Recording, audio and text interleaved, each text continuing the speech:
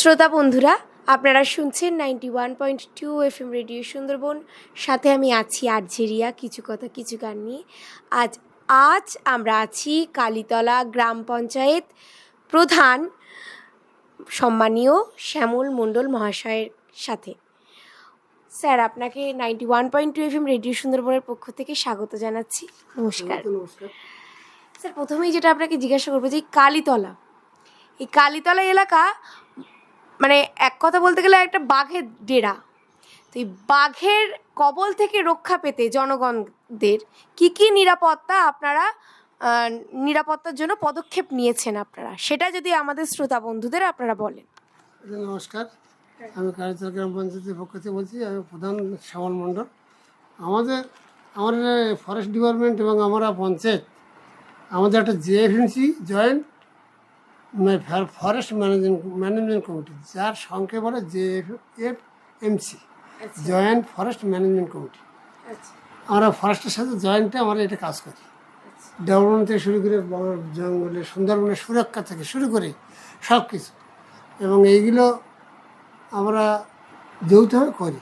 এবং তার জন্যে ফরেস্টের পক্ষ থেকে, ডিপার্টমেন্টের পক্ষ থেকে ফেন্সিংয়ের ব্যবস্থা করা হয়েছে, লাইনের ফেন্সিং, যেটাকে দিয়ে বাঘটা যেন ডাইরেক্ট, যেটা আগে ছিল না, ডাইরেক্ট যেন আমাদের গ্রামের এলাকার ভিতরে না চলে আসতে পারে।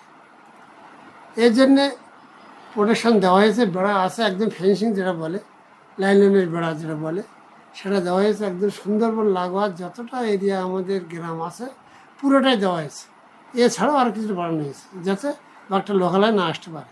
তার সত্ত্বেও মাঝে কিন্তু বেরিয়ে আসছে। হয়তো কোনো মানুষ চলে যাচ্ছে, বা হয়তো শুয়োরগুলো নেট তুলে দিচ্ছে, ফেন্সিং তুলে দিচ্ছে, সেই ফাঁকতে বেরিয়ে আসছে। আবার ফরেস্ট ডিপার্টমেন্টের বাজি ফাটিয়ে, ফটকা ফাটিয়ে সেগুলো আমাকে ব্যাক করানো হচ্ছে। এখন বাঘ তো কোথায় আছে, বাঘের এরিয়াতে আমাদের আগের মতো আর অতটা আমাদের আর কোনো ভয় ভীতির কারণ নেই। কারণ এখন ফিরে আমরা রেয়ার, বছরে 2-5 বছরে একবার হয়তো আমরা হয়তো বাঘ আসলে হয়তো আসে না, কোনো আর সমস্যা নেই। দিন রাত মানুষ ওই লোকালের মধ্যে দিয়ে চলছে, রাস্তা দিয়ে চলছে, কোনো কিছু ভয় ভীতির কোনো কারণ নেই। স্যার, এলাকার মানুষের জীবিকা নির্বাহের ক্ষেত্রে কি পদক্ষেপ নেওয়া হয়েছে? জীবিকা নির্বাহের ক্ষেত্রে আমাদের তো এখানে একমাত্র সুন্দরবন লাগা সব কিছু আমাদের এনার্জির কাজ চলতো। আমাদের যে সেন্ট্রাল গভর্নমেন্টের সেই কাজটা এখন টোটালি বন্ধ হয়ে গেছে। এই 3-4 বছর কোনো কাজই হয়নি। মানুষ একটা অর্থনৈতিক সমস্যার মধ্যে আছে, সব ঠিক আছে। এখন এর মধ্যে দিয়ে আমাদের পশ্চিমবঙ্গ সরকার তাদের ওই আয়লা চাল থেকে শুরু করে এই যে বার্ধক্যতা, বিধবা, লক্ষ্মীর ভাণ্ডার, বা মানে ওই কৃষক বন্ধু থেকে শুরু করে পরে সৌসাথী সাইকেল হিসেবে সব কিছু যা কিছু সেন্ট্রাল গভর্নমেন্ট না দিলেও আমাদের স্টেট গভর্নমেন্ট যতটা যা সহযোগিতা করছে, মানুষ তারও নির্ভরশীল। এছাড়াও আমাদের টুকটাক যা গ্রামের ডেভেলপমেন্টের কাজ টুকটাক হয়, এসে লেবার করে।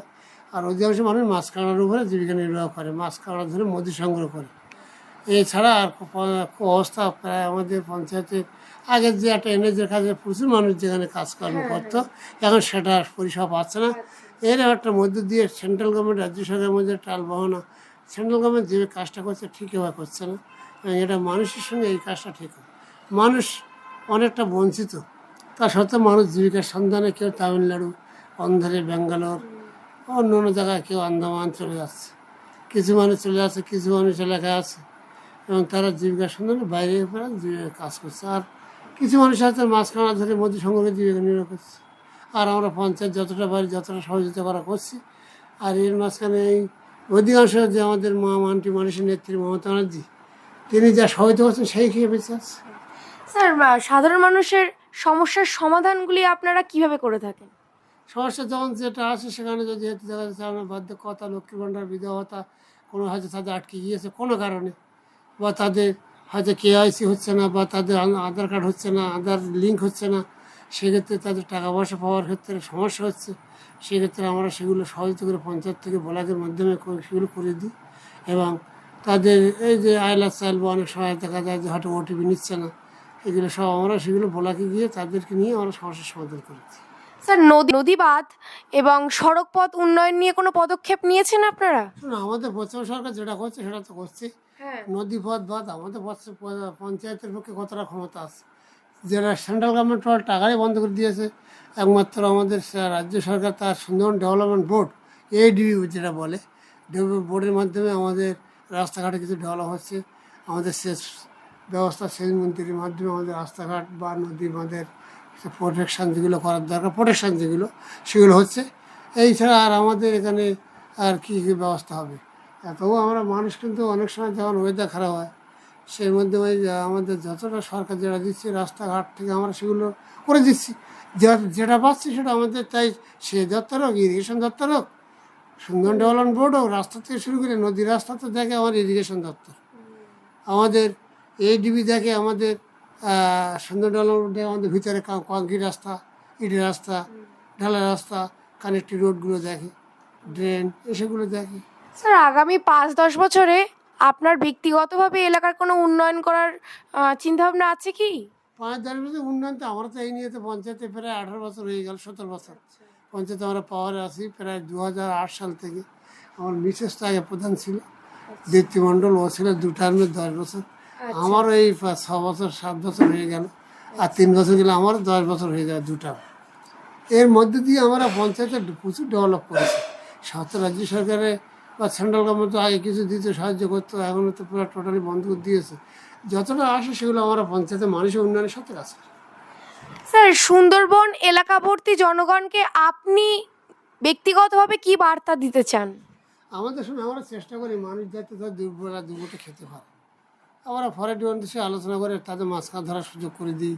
রাস্তাঘাটে যেখানে যায় যা সমস্যা তাদের পাশে থেকে বলি, পরামর্শ দিই। অনেক সমস্যা আছে, কিছু মানুষ আছে হয়তো অনেক সময় অনৈতিক কাজ করে ফেলে, সেগুলো আমরা ফরেস্ট ডিপার্টমেন্টের সাথে আলোচনা করে তাদের সেগুলো মানে অনেকটা সমস্যার সমাধান করে দিই। এবং আমরা মানুষের পাশে থেকে কাজ করি, মানুষ যাতে দুবেলা দুমুঠো কাজ করে বা যেভাবে যে কোনো প্রকারে তাদের দুটো খেতে পারে বা নিজেরা বাঁচতে পারে, এটা আমরা সহায়তা করি। স্যার, এখানে পানীয় জল এবং নিকাশি জলের কি ব্যবস্থা আছে? ম্যাডাম, আমাদের এখানে পানীয় জলের ব্যবস্থা খুব সমস্যা, কারণ আমাদের আনসাকসেসফুল এরিয়া।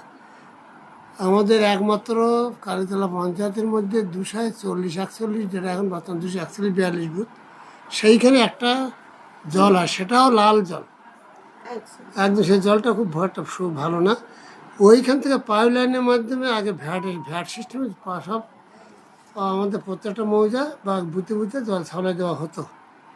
এখন সেটিকে হাউস কানেকশান হয়েছে, ওয়াটার কানেকশান প্রত্যেকটা ফ্যামিলিতে দেওয়া হয়েছে। হয়তো অল্প কিছু 2-1 ফ্যামিলি কানেকশান বাকি আছে, টেন্ডার হয়ে যাবে, তারাও পেয়ে যাবে। কিন্তু জল আমাদের ওই একটা জায়গার থেকে আসে, ওই সেইটা পাইপলাইনের মাধ্যমে আমাদের জলটা খুব মাঝে মাঝে সমস্যা হয়, তা অনেক এলাকায় জল পৌঁছয় না। কিন্তু তবুও আমাদের সরকারিভাবে আমাদের হাই লিফট যে ওয়াটার ট্যাঙ্ক, সেটা কিন্তু আমাদের হচ্ছে কালীতলাতে 2টো। সেই ট্যাঙ্কটা কেন হচ্ছে? যে জায়গাগুলো জল পৌঁছচ্ছে না তাদের ওই হাই লিফট ট্যাঙ্কের মাধ্যমে জল দিয়ে উপরে তুলে সেই জলটাকে প্রেশারটা একটু বাড়ানো যায়, সেই জন্যই ব্যবস্থা হচ্ছে, কাজও চলছে। এবং এইগুলো যেগুলো জল পৌঁছচ্ছে এখানে, কিন্তু আমাদের জলের সমস্যা চিরদিন। আর বিশেষ করে আমাদের এই গরমকাল, সামার যে ভ্যাকেশন, এই সময়টা আমাদের খুব সমস্যা। অন্য সময় অনেকটা এতটা হয় না, কিন্তু গরমকালে বিশেষ করে আমরা বৈশাখ জ্যৈষ্ঠ চৈত্র মাস থেকে শুরু হয়, বৈশাখ জ্যৈষ্ঠ মাসে, কারণ লেয়ারটা তো নেমে যায়, লেয়ার নিয়ে যাওয়ার ফলে আমরা প্রায় জলের সমস্যা হয়। অনেকে জলের সংকটে আমাদের জল কিনে খেতে হয়, জলে আমার পাওয়া যায় না। তবু সরকার আমাদের চেষ্টা করছে যে বাড়ি বাড়ি জল পৌঁছে দিয়েছে যতটা সম্ভব, হয়তো দিচ্ছে। তার এখন লো ভোল্টেজ আছে, জল অনেক সব আমাদের পাম্প চলছে না, মোটর চলছে না। তা সত্ত্বেও আমরা অনেকটা গেছে, অনেক ভালো আছে। স্যার, আপনার ফোন নাম্বারটা যদি আমাদেরকে একটু বলেন।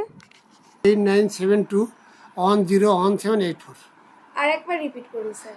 8972101784। স্যারকে বিশেষভাবে সময় দেওয়ার জন্য অনেক অনেক ধন্যবাদ। আর শ্রোতা বন্ধুরা, আপনারা সাথে থাকুন, শুনতে থাকুন 91.2 FM রেডিও সুন্দরবন।